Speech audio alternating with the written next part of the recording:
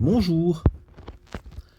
Alors, dans le cadre de nos corrigés de sujets de concours, nous entamons aujourd'hui le concours 2012 de l'EM Lyon. Le problème numéro 2, notamment la partie 1 que vous avez devant vous. Il s'agit de l'intégrale de Wallis qui nous fait aboutir à la formule de Stirling et donc un équivalent de factoriel n. Alors, pour tout n appartenant à grand N, on définit Wn égale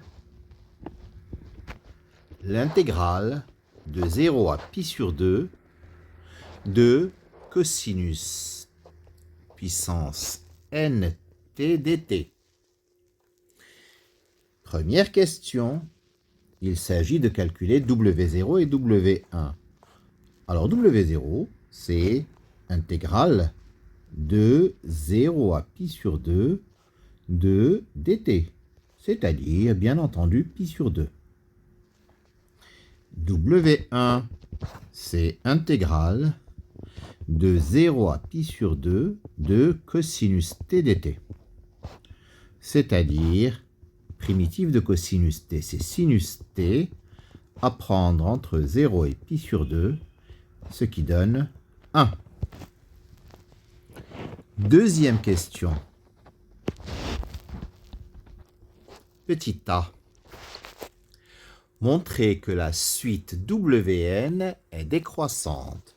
Pour montrer qu'une suite est décroissante, nous calculons Wn plus 1 moins Wn. Alors Wn plus 1 moins Wn, c'est intégrale de 0 à pi sur 2 de cosinus t à la puissance n plus 1 dt, moins intégrale de 0 à pi sur 2 de cosinus t à la puissance n dt, c'est-à-dire intégrale de 0 à pi sur 2, donc de cosinus t à la puissance n plus 1, moins cosinus t à la puissance n dt, par linéarité de l'intégrale bien entendu. C'est-à-dire intégrale de 0 à pi sur 2 de cosinus t à la puissance n, facteur de cosinus t moins 1 dt. Alors, sur 0 pi sur 2, cosinus t est bien entendu comprise entre 0 et 1. Donc, cosinus t moins 1 est négative. Et cosinus t à la puissance n est positive. Donc, cosinus t à la puissance n, facteur de cosinus t moins 1 est négative. D'accord? Et par positivité de l'intégrale de 0 à pi sur 2 de cosinus t à la puissance n, facteur de cosinus t moins 1 dt, est négative. Par conséquent, la suite Wn est décroissante.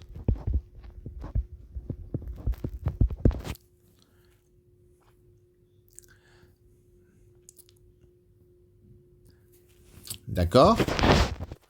Alors, petit b.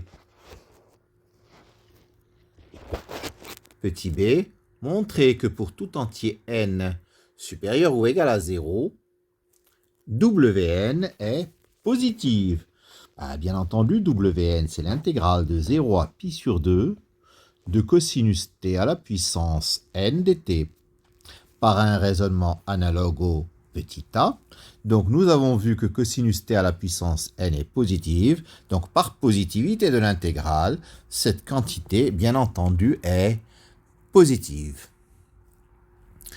Alors, on peut même affirmer qu'elle est strictement positive, car cosinus t à la puissance n n'est pas identiquement nul. N'est pas identiquement nul. Alors, si une fonction n'est pas identiquement nulle et continue, ce qui est le cas, son intégrale, vu que la fonction est positive ou nulle, son intégrale est strictement positive.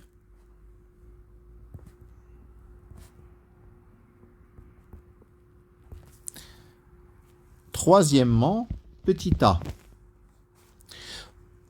Alors, montrer que pour tout entier n supérieur ou égal à 0, n plus 2, Wn plus 2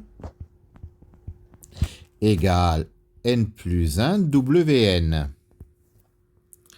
Alors, pour montrer ceci, nous allons avoir recours à une intégration par partie. Donc, nous prenons Wn plus 2, c'est égal à l'intégrale de 0 à pi sur 2 de cosinus t à la puissance n plus 2 dt. C'est-à-dire intégrale de 0 à pi sur 2 de cosinus t à la puissance n plus 1 fois cosinus t dt. Donc, je pose u égale cosinus t à la puissance n plus 1 et v' égale cosinus t. V égale sinus t, bien entendu, et u', c'est n plus 1 cosinus t à la puissance n fois moins sinus t. Ce qui donne Wn plus 2 égale, donc, cosinus t à la puissance n plus 1 fois sinus t à prendre entre 0 et pi sur 2, plus n plus 1, d'accord? Donc c'est moins moins qui donne plus. Intégrale de 0 à pi sur 2 de cosinus t à la puissance n fois sinus carré t dt. La partie entre crochets est nulle parce qu'en pi sur 2, le cosinus est nul. Et en 0, c'est le sinus qui est nul. Donc ceci nous donne n plus 1 fois l'intégrale de 0 à pi sur 2 de cosinus t à la puissance n facteur de 1 moins cosinus carré t dt. Et si je développe et j'utilise la linéarité de l'intégrale, j'obtiens n plus 1 facteur de Wn moins Wn plus 2. Ainsi, Wn plus 2 égale n plus 1 Wn moins n plus 1 Wn plus 2. Et en ramenant ce terme-là à gauche, j'obtiens n plus 2 Wn plus 2 égale n plus 1 Wn. Voilà. Petit b. Petit b, en déduire que n plus 1 Wn plus 1 Wn, n plus 1 Wn plus 1 Wn égale W1 W0.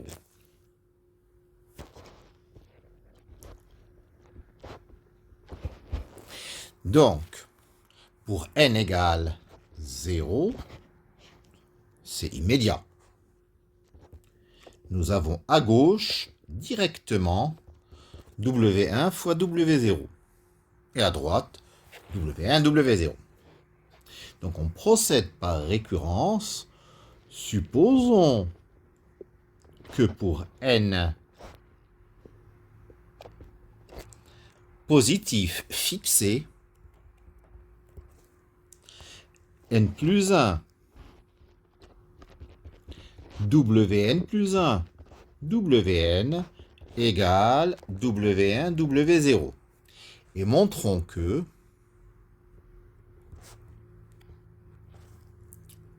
n plus 2 Wn plus 2 Wn plus 1 est égal à W1, W0. Alors, n plus 2, Wn plus 2, Wn plus 1. C'est égal à quoi? Ben, n plus 2, Wn plus 2, c'est n plus 1, Wn. Wn plus 1 que je n'ai pas touché. Ce terme-là, ce terme Wn plus 1, donc je n'y ai pas touché. Et j'obtiens n plus 1, Wn plus 1, qui, par hypothèse de récurrence, vaut W1, W0. Donc, de manière immédiate, je constate que n plus 2, Wn plus 2, Wn plus 1 vaut W1 fois W0. Par conséquent, quel que soit n supérieur ou égal à 0, n plus 1, Wn plus 1, Wn égale W1, W0. Quatrième question, petit a.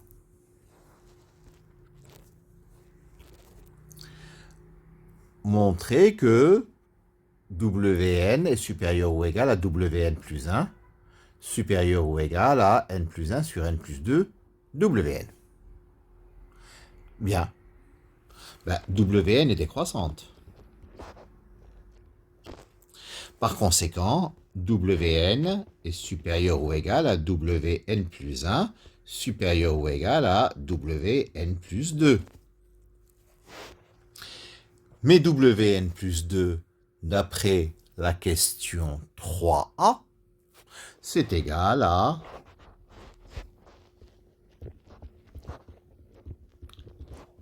Wn plus 2, c'est égal à n plus 1 sur n plus 2, Wn.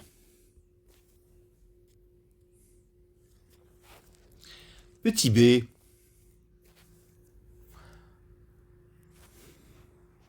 Petit b. Alors, nous avons Wn plus 1 sur Wn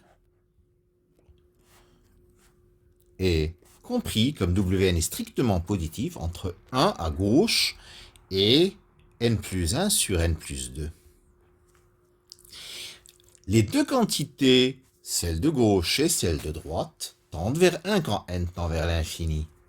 À gauche, c'est directement 1, et à droite, ça tend vers 1. Donc, limite, quand n tend vers plus l'infini de Wn plus 1 sur Wn, égale 1. Donc, Wn plus 1 est équivalent en plus l'infini à Wn. Par ailleurs, nous avons n plus 1, Wn plus 1, Wn est égal à W1, W0, c'est-à-dire pi sur 2.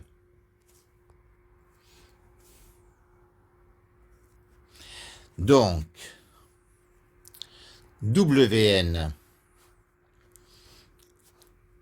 n plus 1, Wn plus 1 sur Wn fois Wn carré, c'est égal à pi sur 2.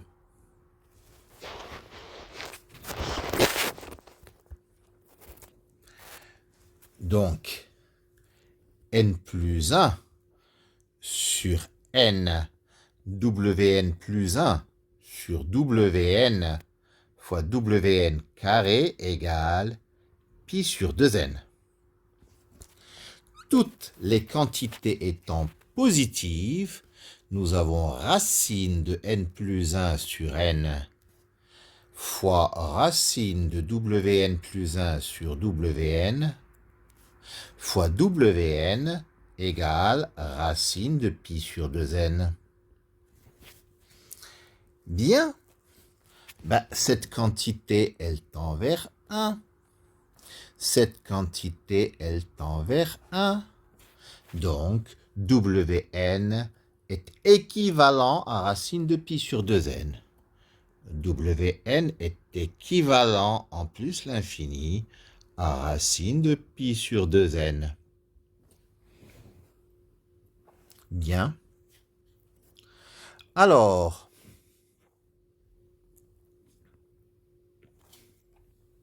cinquième question. Montrez que W2n, c'est égal à factoriel de 2n sur 2 puissance 2n factoriel n au carré fois pi sur 2. Alors, W2k plus 2, c'est égal à 2k plus 1 sur 2k plus 2 fois W2k. Ça, c'est la formule de la question 3a. Si je fais un produit, n'est-ce pas, de k égale 0 jusqu'à n-1 des W2k plus 2, c'est égal au produit de k égale à 0 jusqu'à n-1 des 2k plus 1 sur produit de k égale 0 jusqu'à n-1 des 2k plus 2 fois produit de k égale à 0 jusqu'à n-1 des W2k. Alors, ceci me donne à gauche et à droite les produits des W2k plus 2. Je vais faire un changement d'indice, d'accord? Et je vais obtenir le produit de k égale 1 à n des W2k. D'accord? Égale, donc le produit de k égale 0 jusqu'à n-1 des 2k plus 1 sur le produit de k égale à 0 jusqu'à n-1 des 2k plus 2 fois le produit de k égale à 0 jusqu'à n-1 des W2k. Alors, il y aura une simplification par télescopage des W. Et il nous reste à gauche W2n égale. Alors, il y a au numérateur les termes impairs, au dénominateur les termes pairs. Donc, je vais multiplier par les termes pairs en haut et en bas. Et bien entendu, il y a un W0 en facteur. Donc, j'aurai produit de k égale à 0 jusqu'à n-1 des 2k plus 1, multiplié par produit de k égale à 0 jusqu'à n-1 des 2k plus 2, sur produit de k égale à 0 jusqu'à n-1 des 2k plus 2 au carré.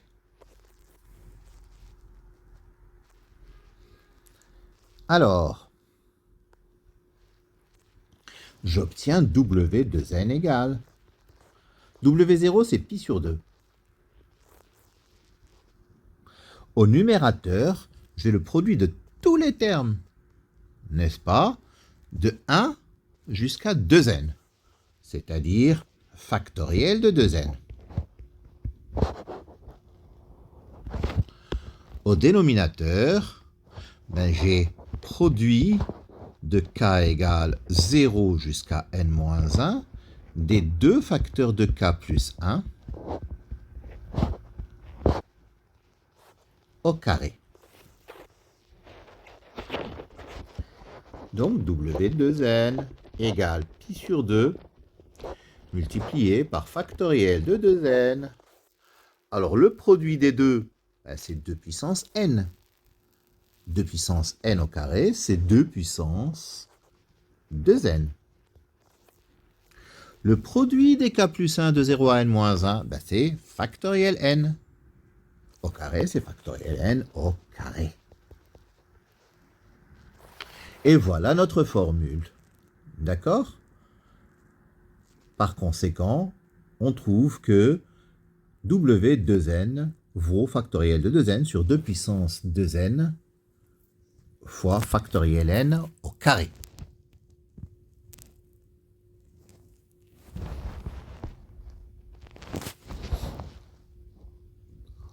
On pose an égale 1 sur factoriel n puissance n, exponentielle moins n, racine de n. Et petit an égale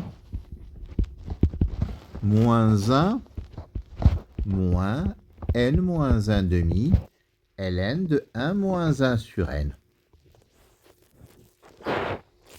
Alors, question 6. Montrer que la série de termes général petit a n converge.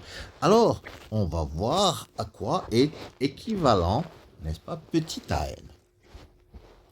Pour cela, on va effectuer un développement limité au voisinage de 0 de la fonction ln de 1 plus x ou ln de 1 moins x. Et x jouera le rôle de 1 sur n, un développement limité d'ordre 2.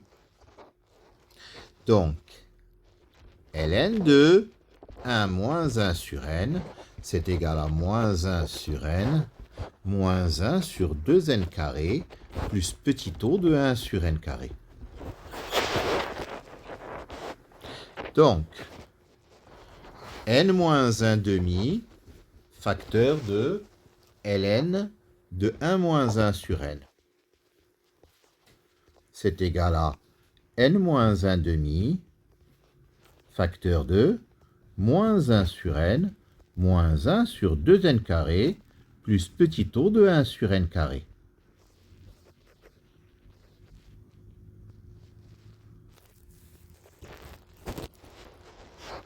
C'est-à-dire moins 1, moins 1 sur 2n, plus 1 sur 2n,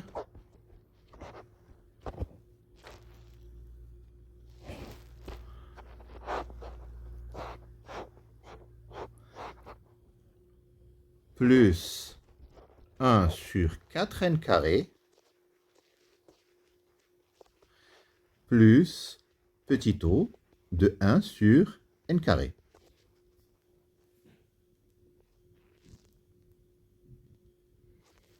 Donc, quand j'ajoute 1 pour avoir petit a n, plutôt quand je fais moins 1 moins tout ça, moins 1 moins tout ça, moins 1 moins n moins 1 demi ln de 1 moins 1 sur n,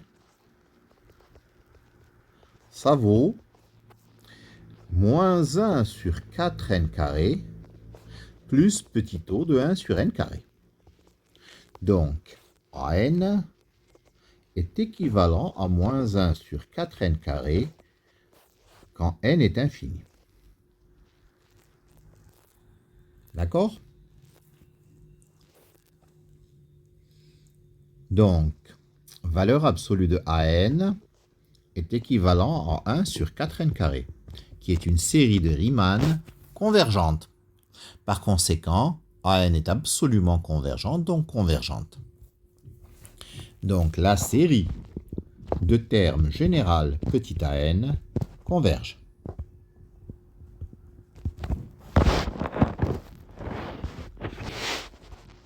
Septième question. Montrer que petit a n égale ln de grand A n moins ln de grand A n moins 1. Alors, ln de grand A n moins ln de grand A n moins 1, ça vaut ln de 1 sur factoriel n puissance n exponentielle moins n racine de n, moins ln de 1 sur factoriel n moins 1, n moins 1 puissance n moins 1, exponentielle moins n moins 1, racine de n moins 1.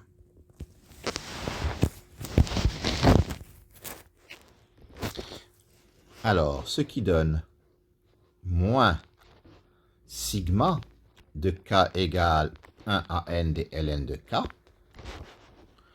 plus n ln de n moins n plus 1 demi de ln de n.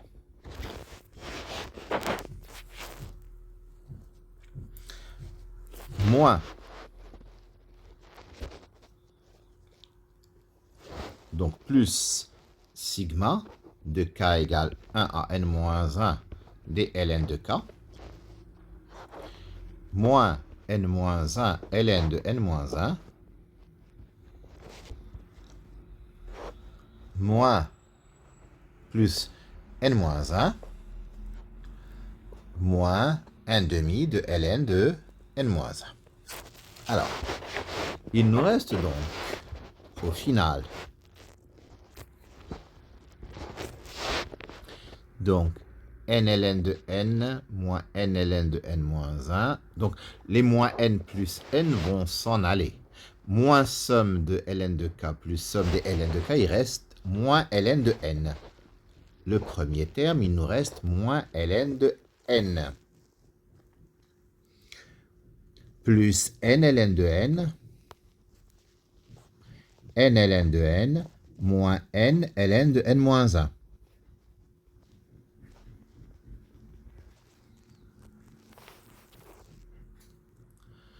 Alors, moins n plus n, ça s'en va, il reste plus 1. Plutôt moins 1. Plus 1 demi de ln de n, plus 1 demi de ln de n, plus ln de n moins 1, moins 1 demi de ln de n moins 1, c'est plus 1 demi de ln de n moins 1. Voilà. Alors, ce moins ln de n, celui qui est au début, je vais le mettre avec le 1 demi de ln de n, ça va donner moins 1 demi de ln de n. Et donc, j'aurai n moins 1 demi égale n moins 1 demi facteur de ln de n moins ln de n moins 1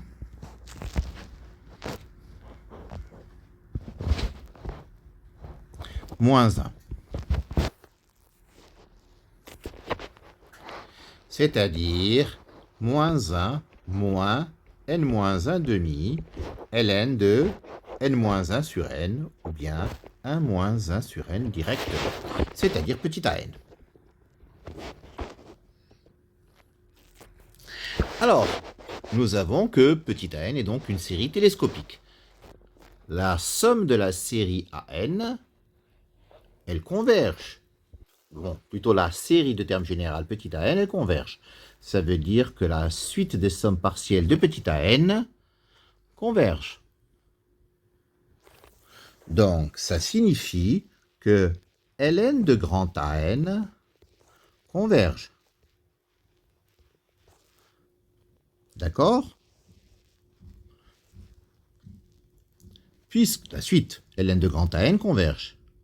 Par conséquent, grand AN converge, on va dire ln de grand AN converge vers petit a.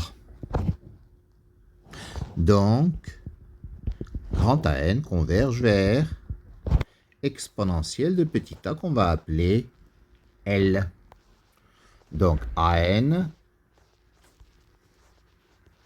converge vers un réel strictement positif.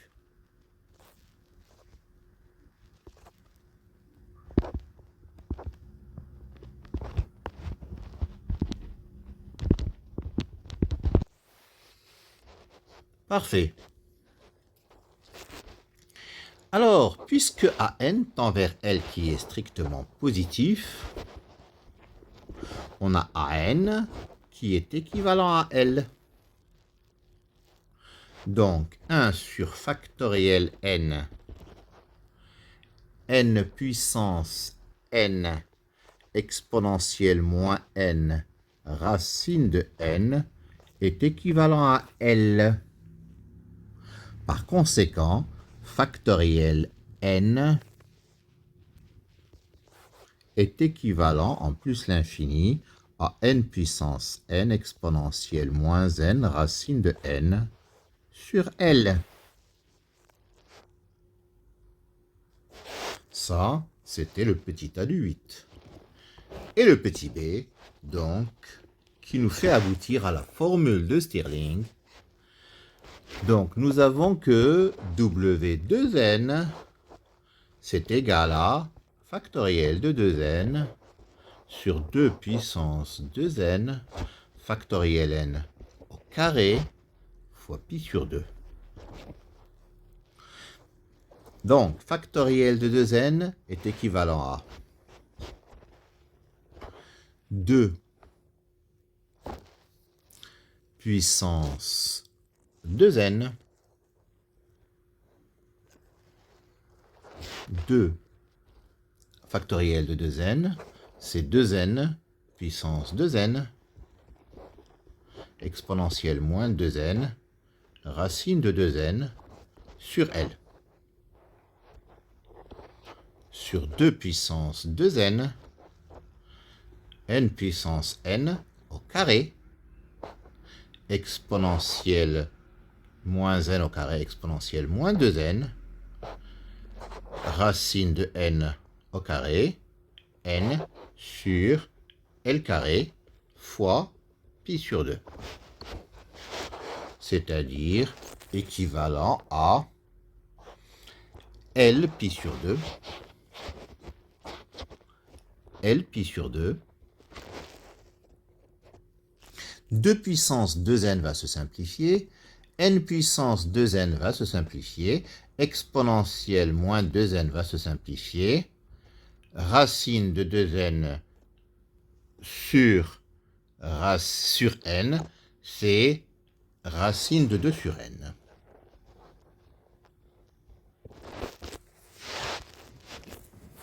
D'accord? Alors, puisque donc nous avons que Wn, or W2n est équivalente à racine, ça c'est la question 4b, racine de pi sur 2 fois 2n, c'est-à-dire racine de pi sur 4n. D'accord? Par identification, nous aurons que L fois pi sur 2 fois racine de 2 sur n égale racine de pi sur racine de n fois 2. Le 2 se simplifie, le racine de n se simplifie, et nous aurons que L, c'est racine de 2 sur pi. L égale racine de 2 sur pi.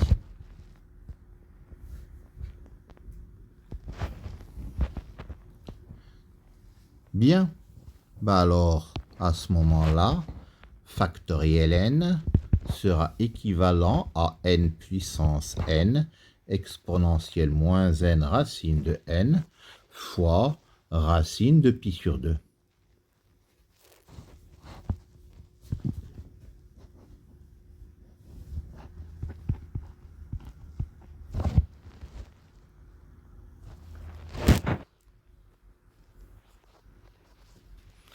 C'est-à-dire, alors il y a racine de 2pi, pardon, pas racine de 2 sur pi, c'est racine de 2pi.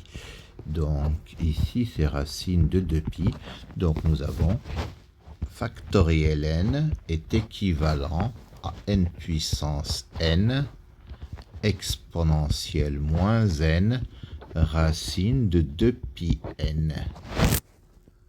Et ceci finit notre petite démonstration. Et donc, nous aboutissons naturellement à la formule, à la célèbre formule de Stirling.